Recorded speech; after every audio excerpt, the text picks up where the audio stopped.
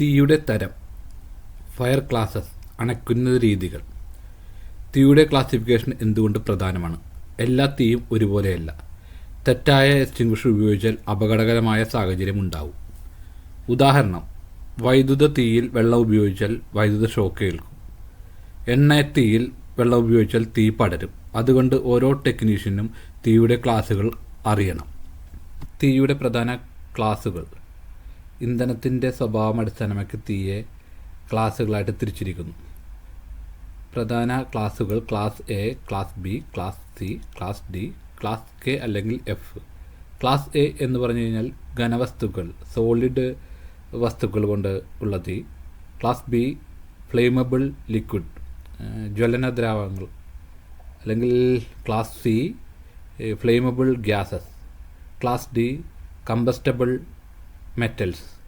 Class K അല്ലെങ്കിൽ class F എന്ന് പറയുന്നത് പാചക എണ്ണ, കൊഴുപ്പ് അതുമൂലമുണ്ടാകുന്ന തീ. ക്ലാസ് എ ഫയർ, ഘനവസ്തുക്കൾ മൂലമുണ്ടാകുന്ന തീ. ഇതിൽ മരം, പേപ്പർ, തുണി, റബ്ബർ, പ്ലാസ്റ്റിക്. ഇത് സാധാരണ ഇത്തരം തീകൾ ഉണ്ടാകാനുള്ള സാധ്യതകൾ ഓഫീസുകൾ, ഗോഡൗണുകൾ, വീടുകൾ.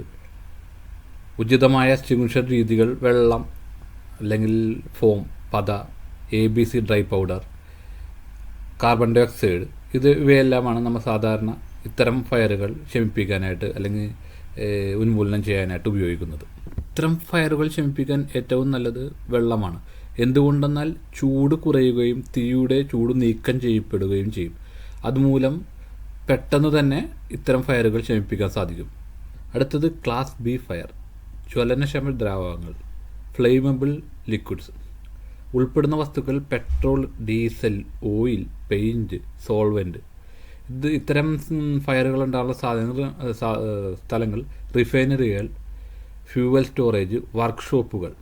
ഉചിതമായ എക്സ്റ്റിങ്ക്വിഷർ രീതി foam, carbon dioxide, dry powder.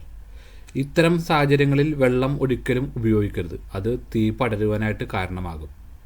Form തീയുടെ മുകളിൽ ഒരു കവചമുണ്ടാക്കി ഓക്സിജൻ തടയും. അങ്ങനെയാണ് ഫോം ഉപയോഗിച്ച് നമുക്ക് പെട്ടെന്ന് ഫയർ സപ്രസ് ചെയ്യാൻ സാധിക്കുന്നത്. അടുത്തത് ക്ലാസ് സി ഫയർ, ജ്വലനക്ഷമ വാതകങ്ങൾ, ഫ്ലെയിമബിൾ ഗ്യാസസ്. ഇത് ഉൾപ്പെടുന്ന വസ്തുക്കൾ LPG, CNG, മീഥേൻ, പ്രൊപ്പൈൻ. സാധാരണ സ്ഥലങ്ങൾ ഗ്യാസ് പ്ലാന്റുകൾ, കിച്ചൺ, ഇൻഡസ്ട്രിയൽ ലൈൻസ്. ഉചിതമായ എക്സ്റ്റിങ്ക്വിഷർ രീതി ഡ്രൈ പൗഡർ എക്സ്റ്റിങ്ക്വിഷർ. അതുപോലെ തന്നെ ഇലക്ട്രിക്കൽ ഫയർ, വൈദ്യുതി മൂലം ഉണ്ടാകുന്ന തീ. ഇത് ഉദാഹരണങ്ങൾ control room, motor, cable tray, UPS എന്നിവിടങ്ങളിലുണ്ടാകുന്ന ഫയറുകൾ. Carbon dioxide dry powder, clean agent, അത് FM200, നോവാക്ക്, ഇനർജൻറ്റ് ഇത്തരത്തിലുള്ള സപ്രസിങ് ഏജൻറ്റുകളാണ് ഉപയോഗിക്കുന്നത്. വെള്ളം ഒരിക്കലും ഉപയോഗിക്കരുത്.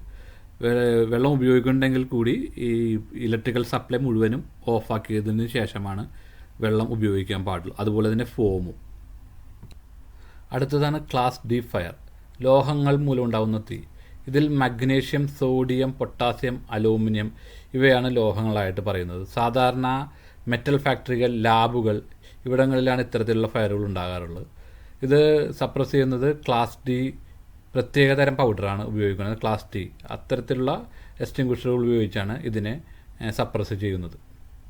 അടുത്തത് ക്ലാസ് കെ അല്ലെങ്കിൽ ക്ലാസ് എഫ്. ഇത് എണ്ണ മൂലമുണ്ടാകുന്ന തീയാണ്.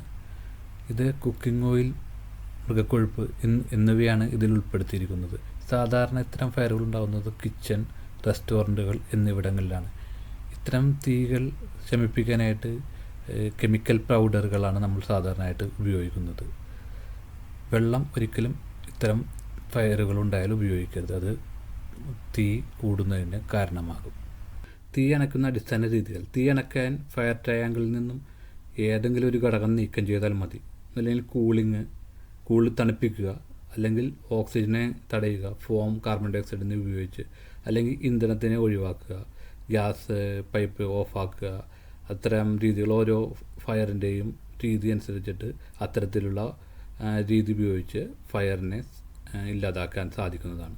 ഫയർ ട്രയാങ്കിളിൽ നിന്ന് ഏതെങ്കിലും ഒരു ഘടകം നമുക്ക് ഒഴിവാക്കി കഴിഞ്ഞാൽ ഫയറിനെ നമ്മുടെ കൺട്രോളിലാക്കാൻ സാധിക്കുന്നതാണ്. അടുത്ത വീഡിയോയിൽ കൺവെൻഷണൽ, അഡ്രസ്സബിൾ, വയർലെസ് എന്നീ സിസ്റ്റത്തെ പറ്റിയാണ് പ്രതിപാദിക്കുന്നത്.